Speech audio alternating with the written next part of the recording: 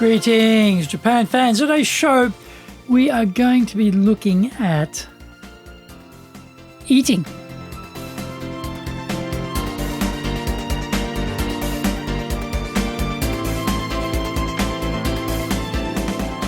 Maishu, arigatou gozaimasu.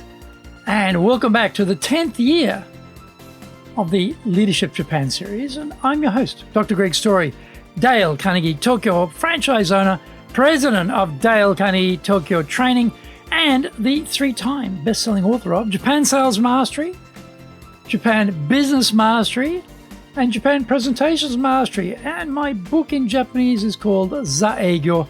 Plus, my new book is be out shortly called Stop Wasting Money on Training.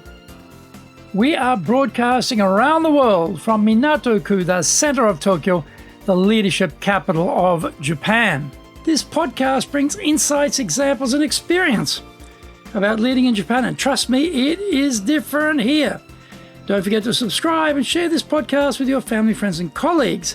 We are not being sponsored by Libsyn, but we value your privacy, which is why we have our podcast hosted by Libsyn, who, unlike many other podcast hosts, have a strict policy that does not allow access to your private information by anyone. Here is our daily podcast lineup on iTunes. Mondays, the Cutting Edge Japan Business Show. Tuesdays, the Presentations Japan series. Every second Tuesday, the Business Tatsujin no Oshie Show. Wednesdays, the Sales Japan series. Thursdays, the Leadership Japan series. And every second Thursday, the Business Pro Podcast Show. Fridays, the Japan Business Mastery Show. And Saturdays, Japan's top business interviews. Before we get going, today's handy Japanese phrase is Koko ii desu ka? Koko ii desu ka? Remember, this is informal Japanese, and if thinking about sitting somewhere and just asking the person if the seat is open, can I sit here? Then you just say, Koko ii desu ka? Koko ii desu ka? Koko ii desu ka? Now, obviously, in a formal situation with a client, you're not going to say that. But, it's an informal situation, casual situation. Koko ii desu ka? Koko ii desu ka? Koko ii desu ka? May I sit here? Is this seat open? Is there anyone sitting here? Is this seat free? Works just fine. Now, this is episode number 478. Today, we're talking about leaders need to have more meals with the team. COVID, driving us all to work from home, has been good for the commuter. For Tokyo, many people typically face 3 hours a day in lost commuting time, standing around in packed train carriages, waiting to get their office or getting back home. That 3 hours is now being spent sleeping, playing with the kids, enjoying hobbies, or working. One of the major dilemmas is what happens after COVID is gone or is contained. Every public opinion survey you read says that the troops like working from home and are in no hurry to pack that morning sardine can and truck down to the office. What does that mean for leaders? Will there be days in a year when everyone is back in the office? Will the office have been sized down to save rent money on the basis that people won't require desks because they have their home desk instead? If there are only going to be a few days in the year for the whole team to gather, then what happens with their relationships with each other and with the boss? Some issues are not really suited to a Zoom call with the boss. Will the staff members just keep it to themselves and let the issue fester, or will they want to meet the boss and talk about it? This is a reactive approach, and maybe it is time to think about having more meals together with the team members.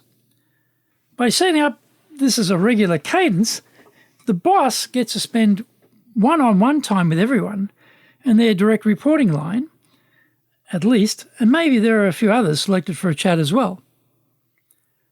When we were all in the office, this probably had no great urgency about it, but we have fled to the suburbs for over a year and a half now. So something has to give. This temporary situation is looking to become permanent. Usually the work troubles are about difficult clients or difficulties with colleagues. These are always tender subject areas, so the personal touch is needed, and rather than a formal meeting, why not have a chat over lunch or a dinner? The troubling thing is, whenever these chance encounters pop up, you find out so much about what is going on. There's usually stuff which will never surface during any Zoom calls. Your mind starts thinking, I wonder what else I'm not across, which I need to know about. The well-organised leader will be thinking, okay, how can I systemize this process so that I can take a more preventative approach to issues which will arise? Birthdays may be a good way of doing it. You make it the rule that you will take the person out to lunch on their birthday. This is a nice recognition element of the team culture and also throws up the chance for conversations to be had which might be critical to the business. Find out more. We come back from the break.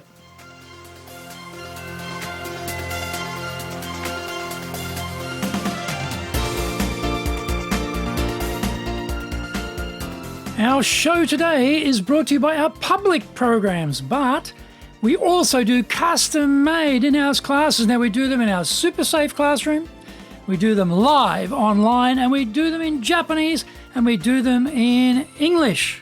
Today's show is being brought to you by, on the 30th of August, we're doing high-impact presentations, great program.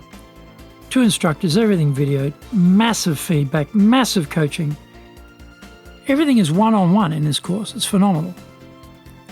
On the 6th of September, we're doing Confident English. This is for Japanese staff who need to speak in English, but when they get to the meetings, their online meetings or their in-person meetings, they become very, very quiet. They have zero presence in the room. They are totally forgettable. This program helps them be so confident they can step up and step out. They can have executive presence in the room. They can ask questions. They can have an opportunity to engage people over issues. They speak up. On the 6th of September, also we're doing previews for coming courses. On the 9th of September, we're doing our Leadership Training for Managers program. Most managers in Japan have never been trained as leaders. So they're just great managers maybe, but that's it. Companies need leaders. So this is a great program. This fills in all the blanks that they've never been properly prepared for. What's the right way to handle mistakes? What's the right way to get innovation? What's the right way to do the planning? What's the right way to communicate with people? What's the right way to coach people? What's the right way to handle poor performance?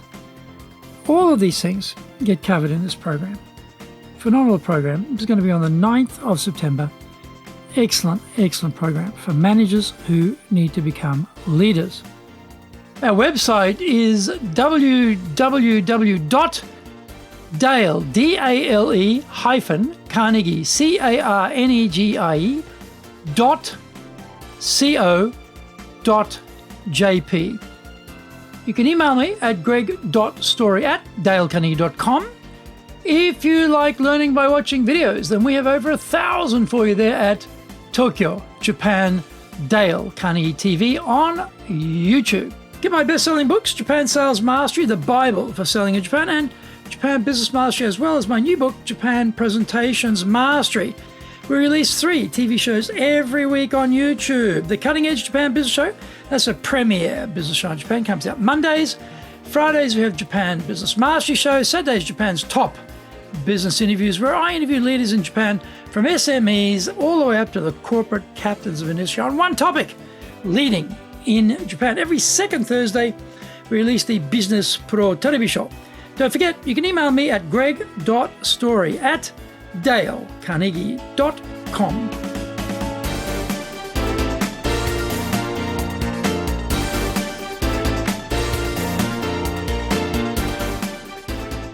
Welcome back.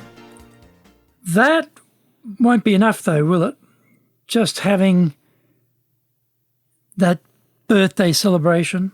Because we work around 270 days a year, and that level of frequency is low.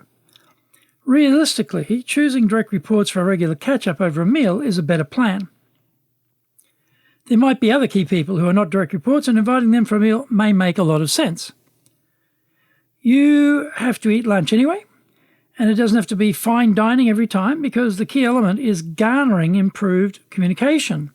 It is also lunchtime, so the trains are less crowded.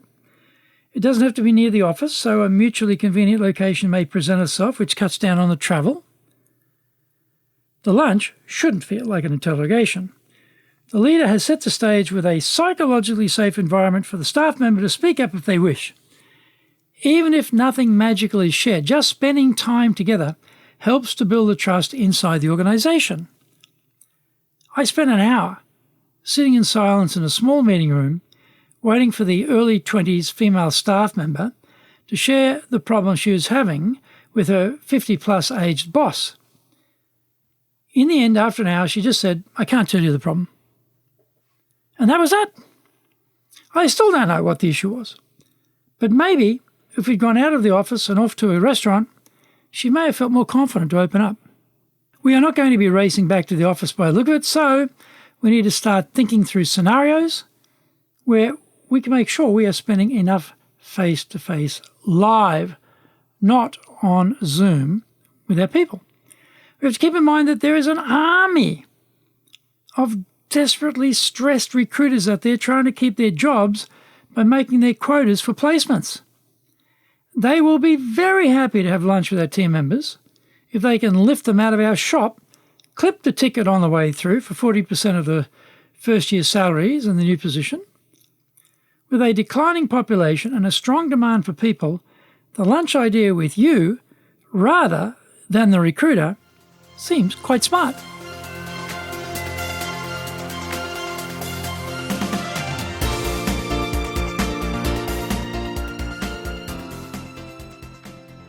Thank you for joining the Leadership Japan series. If you found the program useful, then share it with your family, friends, and colleagues. Don't forget to subscribe and share this podcast. Take what you found valuable, immediately put it into action, because idea application is what makes winners winners.